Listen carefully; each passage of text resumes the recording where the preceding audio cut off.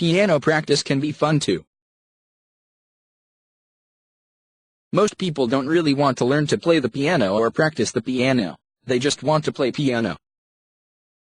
Play sounds like fun, practice sounds like a chore. We get this image from childhood, some kids stuck indoors practicing scales while all the other kids are outside the window playing. So, first thing we need to do is to see our piano practice in a new light. See it as a way of accelerating the learning process so that soon you'll be able to play piano and play it well. If you don't practice and you just play old familiar tunes, you move rather slowly.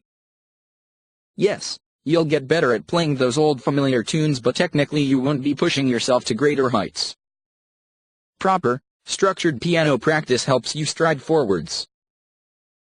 I say proper because a lot of people have an idea that practice is just playing songs over and over. Practice needs to involve uncharted territory. The golden rule is, practice what you can't play, not what you can play.